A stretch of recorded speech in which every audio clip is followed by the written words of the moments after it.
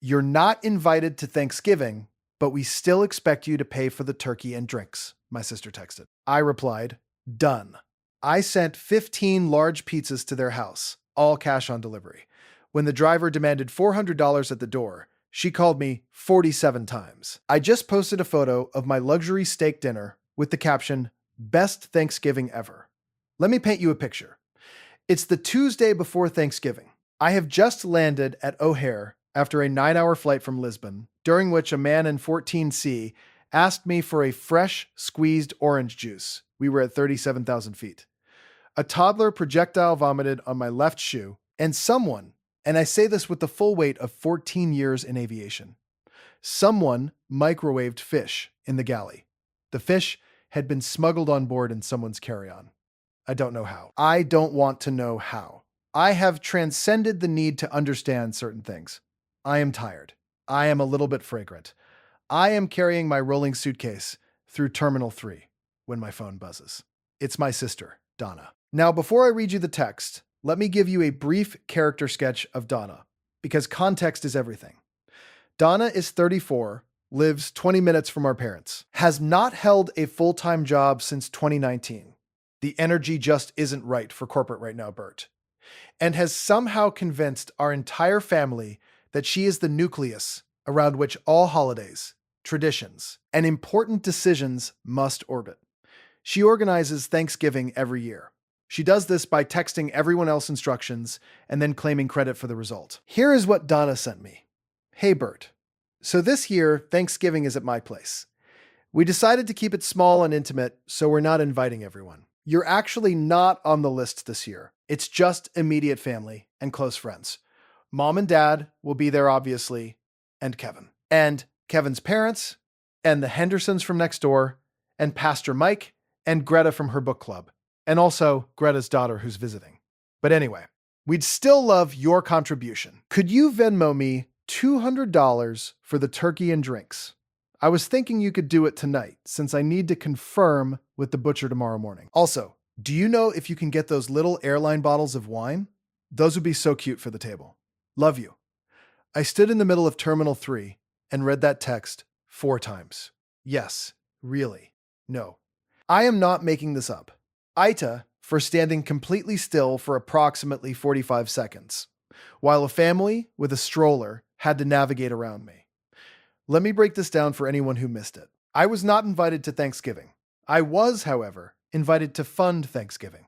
The guest list for this small and intimate gathering included her husband, her in-laws, the neighbors, the pastor, a woman named Greta from a book club, and Greta's visiting daughter, a person whose last name I do not know and whose face I have never seen, but not me, her brother, the one who has, as we will shortly discuss, been the family's de facto ATM for the better part of a decade. Also, she wanted cute little airline bottles of wine for the table, as decor.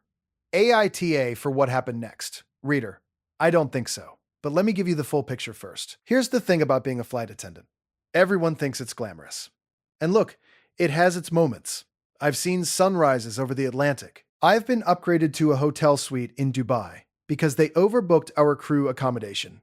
I once saw a minor celebrity trying to smuggle a ferret in their jacket, and that story alone has gotten me through 12 Christmases. But it also means irregular hours, no holidays, and, crucially, a somewhat unpredictable schedule. This fact, over the years, became the foundation of my family's entire economic ecosystem. Bert can't come, but Bert can contribute. This was the family philosophy. It was so consistent, I'm surprised nobody embroidered it on a throw pillow. Let me give you a brief financial history of my adult life, which I have reconstructed from my bank statements because I needed something to look at while I made my plan. I call this section Things Bert Has Paid For, in approximate order of increasing insanity. My brother Marcus's car insurance for 2 years, $1,840. Marcus was between things. Marcus has been between things since 2015. I'm not sure what the things are or if they exist. My parents' new washing machine when theirs broke. $680. Fine. Parents. I accept this. Donna's bachelorette party in Nashville.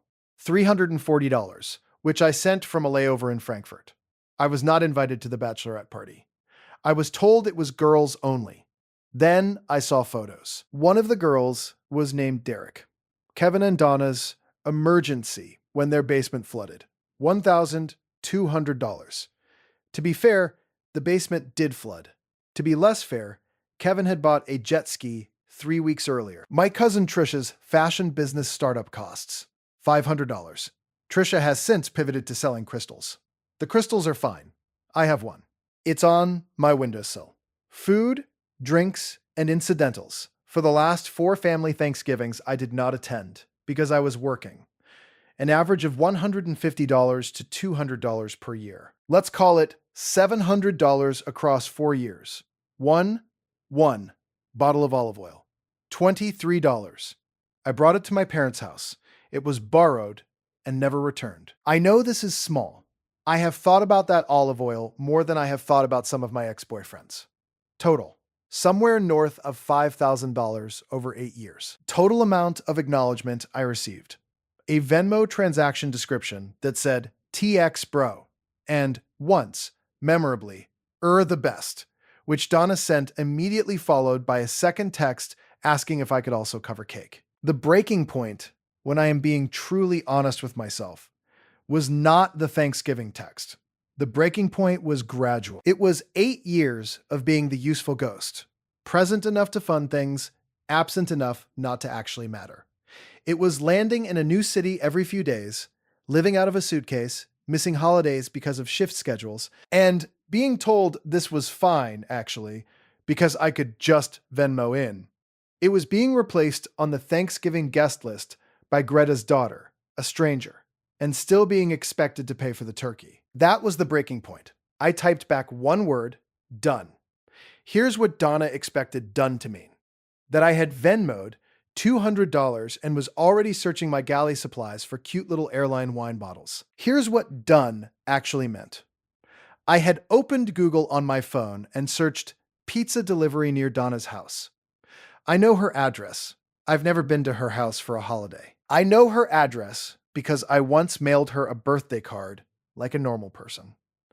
The plan came to me fully formed, the way the best plans do. Not slowly and carefully, but all at once, like a gift from the universe, or possibly from 14 years of accumulated resentment, finally finding a productive outlet. 15 large pizzas, cash on delivery. Let me tell you why 15. Because I thought, how many people are at this small and intimate gathering? She listed herself, Kevin, Kevin's parents, 2. The Henderson neighbors, probably 2. Pastor Mike, 1. Greta, 1. And Greta's visiting daughter, 1. That's 9 people, generously. 9 people at a Thanksgiving dinner, at a house that does not have a Bert in it. 15 pizzas.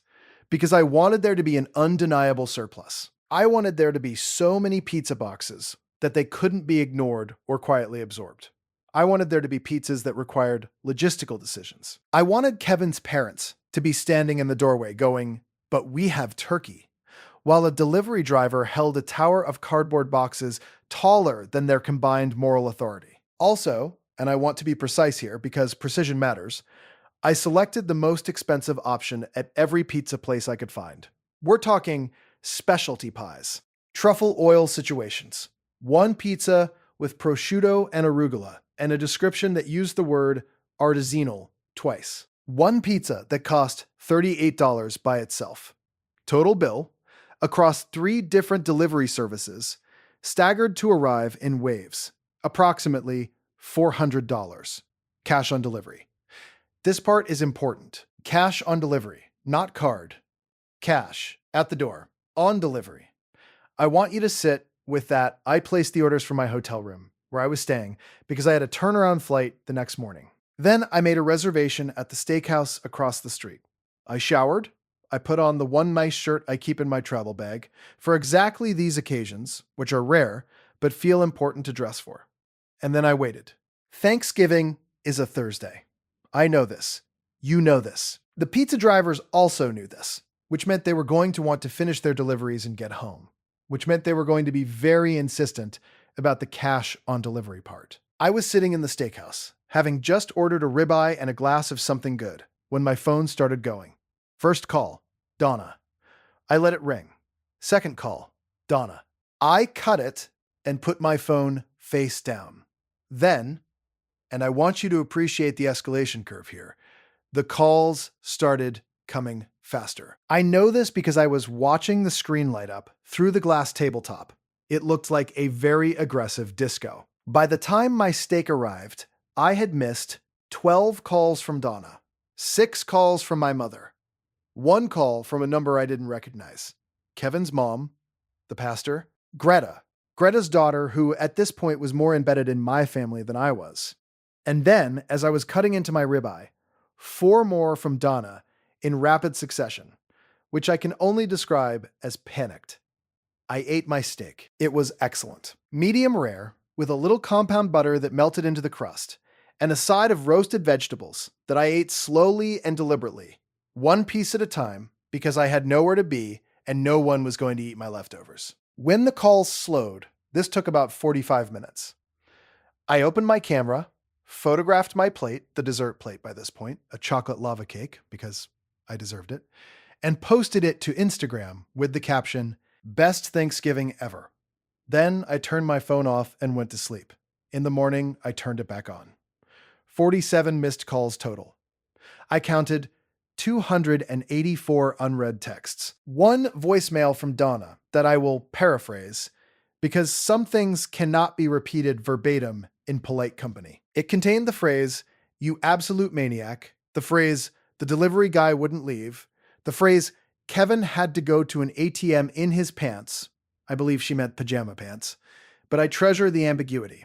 And ended with, "I just want you to know this is not okay, and also we have so much pizza." The family group chat, we are called, without irony, the fam, had 89 messages waiting for me when I opened it. I will present the highlights. Donna. Bert sent 15 pizzas to our house, cash on delivery, as some kind of joke, and we had to pay $400 in cash, which Kevin had to get from the ATM in his pajamas. This is insane behavior. Mom. Berter. Is this true? Call me. Marcus. I'm laughing so hard. Donna. Marcus. This is not funny. Marcus. No, right, right. So how's the pizza? Kevin. I just want to say, as someone who had to interact with 5 delivery drivers over the course of an hour while trying to host a holiday, this was deeply disrespectful. Mom. Bert, honey, I'm sure you were upset, but this was too much. Donna. He said done when I asked him to contribute. That was confirmation. And then he did this. Technically, she is not wrong. I did say done. She asked if I'd contribute. I said done. I was very done. I contributed 15 pizzas. This is contribution. I maintain this position legally, morally, and gastronomically. Uncle Russ, you bought me school for getting disgustale and mostly sends memes about golf. Hey Bert, not sure what's going on, but sounds wild. Call your sister. Marcus. Okay, but did anyone eat the pizza? Donna. We didn't have a choice. Marcus, the turkey was dry. I want you to sit with that last message. The turkey was dry. The turkey, which I was asked to fund at $200 but not invited to eat, was apparently not good. And then 15 pizzas showed up at the door, and they ate the pizzas. I allowed myself one small smile. Then I typed my one contribution to the group chat. Happy Thanksgiving, everyone. Glad the pizza arrived warm. Bert. Then I left the group chat. Here's what happened in the weeks after. Donna texted me 3 separate times to say that I owed her an apology. I did not send an apology. I sent, instead, a politely worded note acknowledging that I understood she was upset, outlining that I had been told I was not invited, told to contribute financially anyway, and had chosen to contribute in the way I felt was appropriate. I wished her well. I signed it with my full name, like a letter. She read it and did not respond for 11 days. My mother called me to tell me I had been hurtful. I listened. I said, I know. I was also hurt. There was a long silence. My mother, to her credit, said, I suppose that's fair. We talked for an hour. It was the most honest conversation I've had with my mother in probably 5 years. She admitted she knew Donna had been a bit demanding.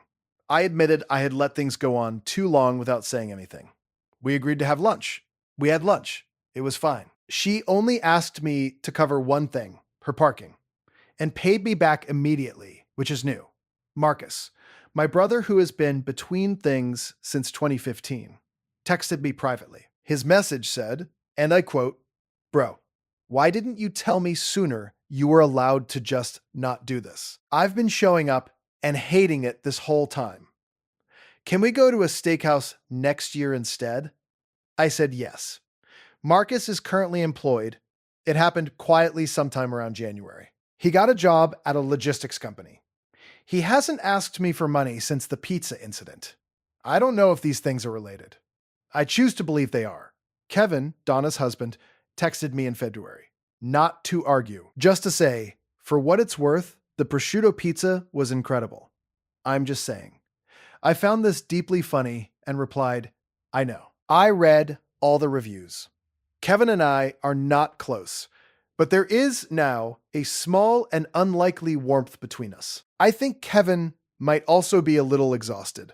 I think Kevin might have thought the pajama pants ATM run was, in some private corner of his heart, very funny too. As for Donna, she attempted a reconciliation in March. It came in the form of a recipe, my favorite lemon bars, which she texted me unprompted with the note, "Just thinking of you." 3 days later, she texted to ask if I got it. 4 days after that, she asked if I'd tried it. A week later, she sent a follow-up that said, "Hey, so things are a little tight right now, and I was wondering if you'd heard about any travel deals." I told her I'd look into it. I have not looked into it. This past November, I had the actual best Thanksgiving of my adult life. Here's what happened. I was on a layover in Denver. My colleague and genuinely good human, Priya, who has been my favorite coworker for 3 years and who once helped me duct tape a seat back pocket at 30,000 feet without waking the couple asleep beneath it, was also on the same layover. We discovered there was a restaurant near the hotel that was doing a full Thanksgiving menu. Turkey, stuffing, the works, served properly at a table with cloth napkins. We went. We split a bottle of wine.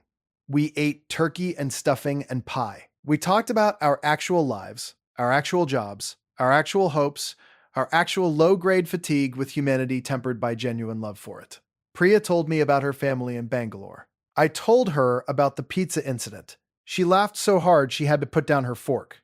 Nobody asked me to Venmo anything. Nobody ate my leftovers. I paid for my own meal. Just my own meal, with my own money.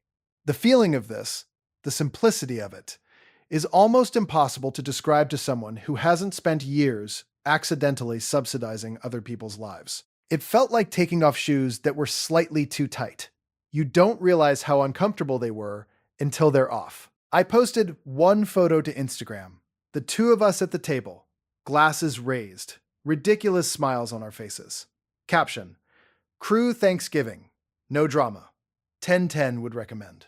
Donna saw it. I know she saw it because she liked it. 17 hours later, with what I can only describe as aggressive restraint.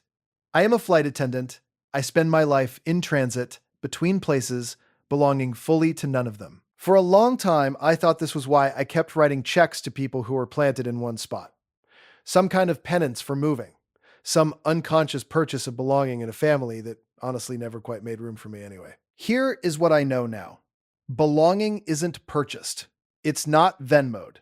It's not 15 cash-on-delivery pizzas, though. And I want to be clear, those pizzas were absolutely worth every cent. Belonging is Priya putting down her fork to laugh. It's Marcus texting, "Can we do the steakhouse thing? Like it's a standing appointment now." It is. It's my mom paying me back for parking, immediately, without being asked, which sounds like nothing but meant everything. The family group chat has been quiet. I'm still not in it.